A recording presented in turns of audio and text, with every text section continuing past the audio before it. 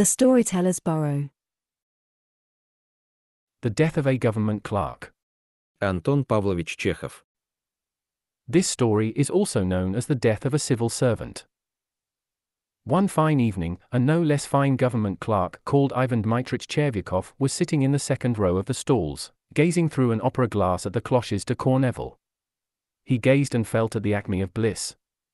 But suddenly. In stories one so often meets with this, but suddenly. The authors are right, life is so full of surprises. But suddenly his face puckered up, his eyes disappeared, his breathing was arrested, he took the opera glass from his eyes, bent over and apchee, he sneezed as you perceive. It is not reprehensible for anyone to sneeze anywhere. Peasants sneeze, and so do police superintendents, and sometimes even privy councillors. All men sneeze. Chervyakov was not in the least confused, he wiped his face with his handkerchief, and like a polite man, looked round to see whether he had disturbed anyone by his sneezing. But then he was overcome with confusion. He saw that an old gentleman sitting in front of him in the first row of the stalls was carefully wiping his bald head and his neck with his glove and muttering something to himself. In the old gentleman, Chervyakov recognized Brizhalov, a civilian general serving in the Department of Transportation. I have spat at him, thought Chervyakov. He is not the head of my department, but still it is awkward. I must apologize. Chervyakov gave a cough, bent his whole person forward, and whispered in the general's ear. Pardon, Your Excellency, I spat at you accidentally. Never mind, never mind. For goodness sake excuse me, I did not mean to. Oh, please, sit down. Let me listen. Chervyakov was embarrassed, he smiled stupidly and fell to gazing at the stage. He gazed at it but was no longer feeling bliss. He began to be troubled by uneasiness. In the interval, he went up to Brizhalov, walked beside him, and overcoming his shyness, muttered. I spat at you, Your Excellency, forgive me, you see. I didn't do it to.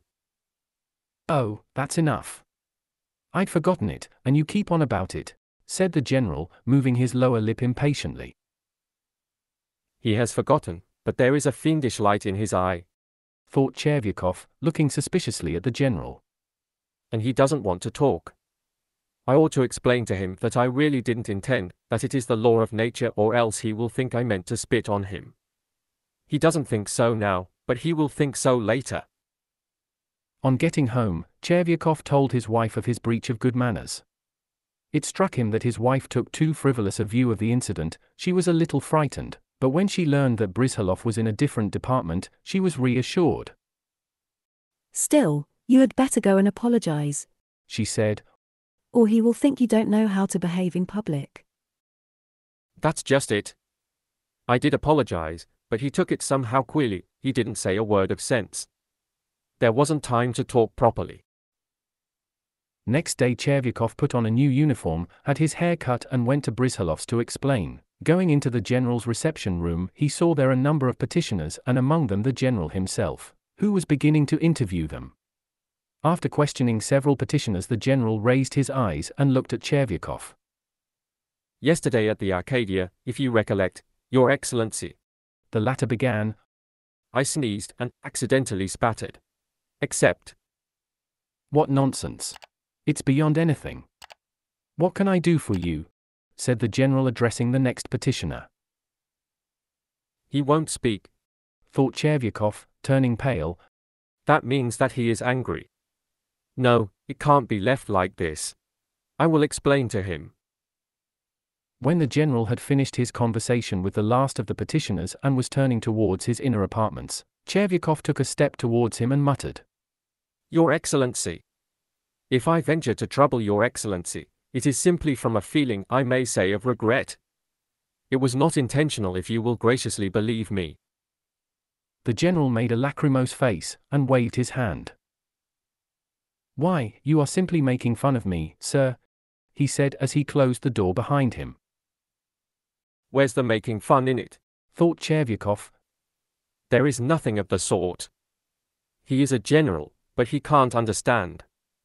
If that is how it is, I am not going to apologize to that fanfaron any more. The devil take him. I'll write a letter to him, but I won't go.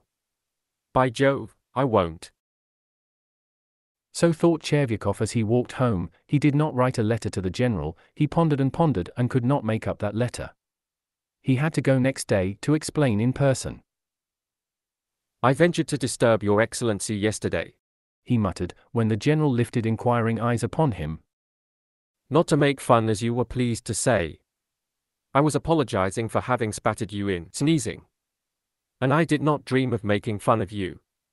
Should I dare to make fun of you? If we should take to making fun, then there would be no respect for persons, there would be. Be off, yelled the general, turning suddenly purple and shaking all over. What? Asked Chervyakov, in a whisper, turning numb with horror. Be off, repeated the general, stamping. Something seemed to give way in Chervyakov's stomach. Seeing nothing and hearing nothing, he reeled to the door, went out into the street, and went staggering along. Reaching home mechanically, without taking off his uniform, he lay down on the sofa and died.